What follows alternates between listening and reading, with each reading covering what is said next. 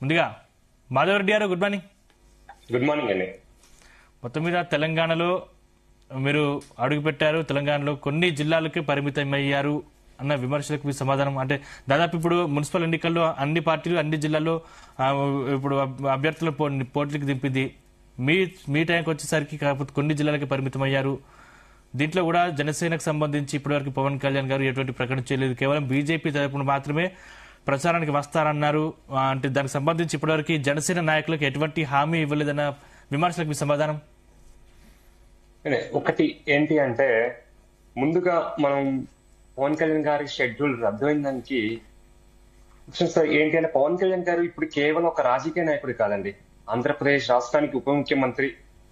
ప్రజలు ఇచ్చిన పాలనను అంకిత కీలక దశలో ఉన్నాయి. ఎందుకంటే మా పవన్ కళ్యాణ్ గారు ఏం దృష్టి పెడతారంటే, పార్టీ కన్నా ముందు పాలన, మనకు ప్రజలు నమ్మి మనకు ఒక డిప్యూటీ సీఎం గా ఇచ్చారు, ఆ పాలన మీద ప్రాధాన్యత ఇవ్వాలి అనే ఉండే నాయకుడు మా పవన్ కళ్యాణ్ గారు. పర్యటన రద్దు అయిందంటే చాలా కార్యక్రమాలు ఉంటాయండి. వీరు ఒకటే కోణంగా రాజకీయంగా చూడకూడదు. ఎందుకంటే ఆయన బిజీ షెడ్యూల్స్, ఆయన ఫైల్ మూవ్మెంట్స్ కానీ, అధికారుల సమీక్షలు కానీ, ఇలాంటి ఆయన విభాగంలో సంబంధించిన కార్యక్రమాలు కానీ ఒకసారి సడన్ గా షెడ్యూల్ అవుతుంటాయని. మనం మా అధినేత పవన్ కళ్యాణ్ గారే కాదండి, కేసీఆర్ గారు కానీ, రేవంత్ రెడ్డి గారు కానీ, ప్రధానమంత్రి మహారాష్ట్ర లాంటి రాష్ట్రాలకు కూడా వెళ్లి ప్రచారం చేస్తున్నటువంటి పవన్ కళ్యాణ్ గారు కేవలం పక్కన ఉన్నటువంటి తెలంగాణకు ఎందుకు రావట్లేదు, ఎందుకు రద్దయింది అనేది ఇక్కడ ప్రశ్న. అదే సార్, ఏదైనా ఈ రోజు పలు కార్యక్రమాలు ఓపెనింగ్స్ ఉన్నాయి మన ఇక్కడ అమరావతిలో, విజయవాడ, ఆంధ్రప్రదేశ్ లో.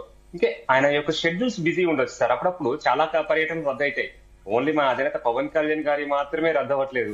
చాలా సందర్భాల్లో మనం చూస్తాం మోడీ గారు లాంటి వాళ్ళవి కూడా రద్దు అయినాయి.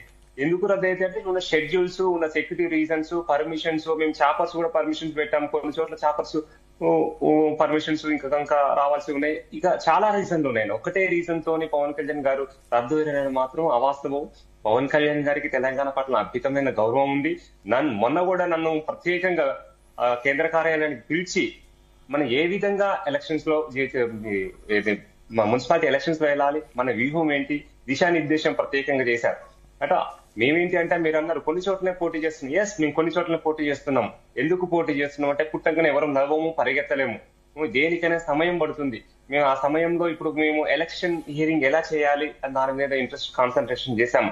కానీ మేము రాత్రికి రాత్రి ఒకరి సంవత్సరంలోనే మేము ఎంత మార్చేస్తామని చెప్పట్లేదు.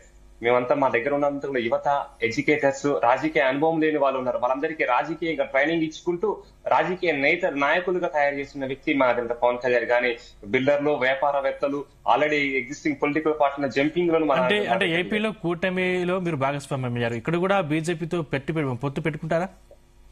ఖచ్చితంగా పొత్తు ఉంటదండి. కాకపోతే ఈసారి ఫ్రెండ్లీ కంటెస్ట్ చేస్తున్నామని క్లియర్ గా మా అధినేత పవన్ కళ్యాణ్ గారు సెంట్రల్ ఆఫీస్ నుంచి అఫీషియల్ గా లెటర్ రిలీజ్ చేశారు. ఇది ఫ్రెండ్లీ కంటెస్ట్ చేస్తున్నాము మేము అని చెప్పేసి క్లియర్ గా చేశారు. కాకపోతే ఎన్డీఏలో పార్ట్ జనసేన కాబట్టి ఖచ్చితంగా ముందు కూడా ఎన్డీఏతో కలిసి వెళ్తాం. ఎందుకంటే మా అధినేత మొన్న మాకు జరిగిన మీటింగ్ లో చెప్పారు, మనకు నేషన్ ఇంపార్టెంట్, మన నేషన్ కోసం ఫైట్ చేయాలి, మనం ముందు నేషన్ కోసం, ఇండివిజువల్ గా కాదు నేషన్ కోసం చేయాలని క్లియర్ గా మాకు చెప్పారు. ఎందుకంటే మన దేశం బాగుంటే మన రాష్ట్రాలు బాగుంటాయి, రాష్ట్రాలు బాగుంటే మనందరం బాగుంటాం.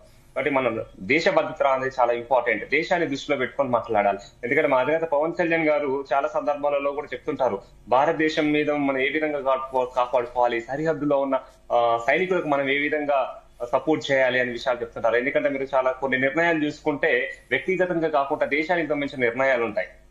సో మన నేషన్ ఇంపార్టెంట్ అనే దాంట్లో మేము వెళ్తున్నాం. రైట్. శివకుమార్ గారు గుడ్ మార్నింగ్. సందీప్ గారు